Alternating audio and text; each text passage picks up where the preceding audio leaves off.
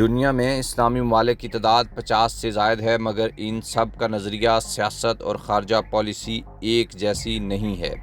ایران، جو کہ ایک شیعہ اکثریتی ملک ہے، طویل عرصے سے اسلامی دنیا میں ایک طاقتور مگر متنازع کردار ادا کر رہا ہے۔ سوال یہ ہے کہ کون سے اسلامی ممالک ایران کے ساتھ کھڑے ہیں اور کون اس کے مخالف ہیں۔ اس کہانی کا آغاز ایران کی 1989 کے انقلاب سے ہوتا ہے، جہاں آیت اللہ خامنائی کی قیادت میں ایران ایک اسلامی جمہوریہ بنا اور مغربی طاقتیں خصوصاً امریکہ اور اسرائیل کے خلاف سخت گیر موقف اختیار کیا۔ اس انقلاب نے اسلامی دنیا کو دو حصوں میں بانٹ دیا۔ کچھ ممالک نے ایران کو ایک انقلابی تحریک کے طور پر سراہا، جبکہ بہت سارے ممالک نے اسے اپنے لیے خطرہ سمجھا۔ ایران کے ساتھ کھڑے ممالک کی فہرست میں سب سے پہلے شام آتا ہے، جو برسوں سے ایران کا قریبی اتحادی رہا ہے۔ بشار الاسد کی حکومت کو ایران نے عسکری، اقتصادی اور سیاسی سطح پر مکمل تعاون فراہم کیا، خاص طور پر شام کی خانہ جنگی کے دوران۔ لبنان کی تنظیم حزب اللہ، جو کہ ایران کی حمایت یافتہ ہے، نہ صرف ایران کا ایک مضبوط پراکسی ہے بلکہ مشرق وسطیٰ میں اس کے اثر و رسوخ کو بڑھانے کا ذریعہ بھی ہے۔ عراق، جہاں شیعہ اکثریت ہے، ایران کے ساتھ قریبی تعلقات رکھتا ہے۔ عراق کے کئی شیعہ ملیشیا گروپ جیسے کتائب حزب اللہ اور صائب اہل الحق ایران کے ساتھ قریبی روابط رکھتے ہیں، اور ان گروپس نے امریکی موجودگی کے خلاف کارروائیاں کی۔ یمن میں حوثی باغی ایران کی حمایت سے سعودی عرب کے خلاف برسر پیکار ہیں، اور یہ خطے میں ایران اور سعودی عرب کی پراکسی جنگ کی واضح مثال ہے۔ قطر بھی ایران کے ساتھ مکمل حلیف نہ سہی، لیکن اس کے ساتھ بہتر تعلقات رکھتا ہے، خاص طور پر سعودی عرب اور متحدہ عرب امارات کے بائیکاٹ کے بعد ایران نے قطر کے لیے اپنی فضائی حدود کھولی تھیں، جس سے تعلقات میں بہتری آئی۔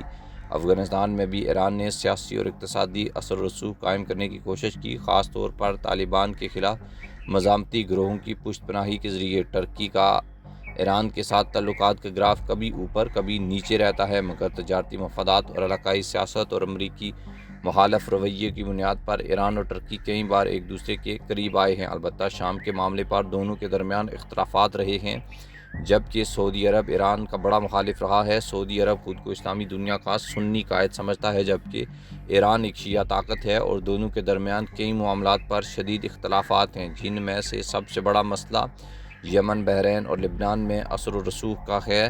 متحدہ عرب امارات، UAE اور بحرین بھی ایران مخالف کیمپ میں شامل ہیں۔ ان ممالک نے نہ صرف ایران کے خلاف سعودی موقف کی حمایت کی، بلکہ اسرائیل سے تعلقات قائم کر کے ایران کو سیاسی سطح پر ایک پیغام بھی دیا۔ اردن اور مصر جیسے ممالک ایران کو خطے میں عدم استحکام کی علامت سمجھتے ہیں، خاص طور پر اخوان المسلمون یا حماس کی حمایت کے حوالے سے۔ پاکستان کا معاملہ تھوڑا پیچیدہ ہے۔ ایک طرف ایران کے ساتھ تاریخی جغرافیائی تعلقات ہیں، تو دوسری طرف سعودی عرب اور خلیجی ریاستوں کے ساتھ قریبی اقتصادی روابط بھی۔ پاکستان ایران کے ساتھ تجارت، گیس پائپ لائن اور سرحدی تحفظ کے معاملات میں تعاون کرتا رہا ہے، مگر ساتھ ہی ایران کے پراکسی نیٹ ورک اور فرقہ وارانہ تنظیموں کے حوالے سے متعاطی ہے۔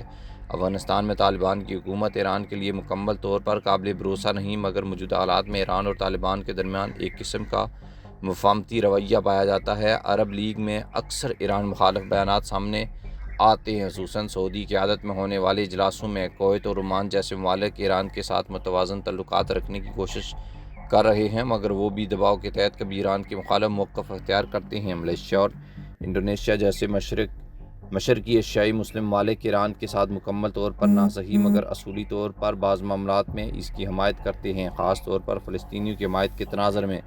مجموعی طور پر ایران کو اسلامی دنیا میں ایک آزاد اور خود مختار مگر متنازع اور غیر متفقہ طاقت کے طور پر دیکھا جاتا ہے۔ جہاں کچھ ممالک ایران کو امریکہ اور اسرائیل کے خلاف ایک نظامتی قوت کے طور پر تعریفیں کرتے ہیں، وہیں کئی اسے خطے میں فساد اور پراکسی وارز کا ذمہ دار سمجھتے ہیں۔ ایران کی حکمت عملی پراکسیز، مذہبی انتہا پسندی، خود مختاری پر مبنی سعودی قیادت، UAE اور دیگر ممالک کی حکمت عملی، اقتدار، سلامتی اور مغربی روابط پر مبنی ہے۔ اس صورتحال میں اسلامی دنیا دو دھڑوں میں تقسیم نظر آتی ہے، ایک جانب ایران اور اس کے اتحادی، اور دوسری طرف سعودی عرب، UAE اور اس کے حلیف۔ اس تقسیم نے نہ صرف اسلامی اتحاد کو کمزور کیا ہے، بلکہ فلسطین، یمن، شام اور لبنان جیسے خطوں میں طویل جنگوں اور انسانی بحرانوں کو جنم دیا ہے۔ سوال یہ ہے کہ کیا اسلامی دنیا ایران اور عرب دنیا کے اس اختلاف کو ختم کر کے ایک مشترکہ موقف پر آ سکتی ہے؟ کیا ایران کو بطور مسلم نیوکلیئر طاقت قبول کیا جا سکتا ہے، یا پھر یہ نظریاتی، فرقہ وارانہ اور سیاسی لڑائی مزید گہری ہوتی جائے گی؟ آنے والا وقت ان سوالات کا جواب دے گا، مگر ابھی حقیقت یہ ہے کہ ایران کا کردار اسلامی دنیا میں طاقت مگر متنازع ہے، اور یہی کشمکش دنیا کے سب سے بڑے مسلم خطے کو تقسیم کیے ہوئے ہے۔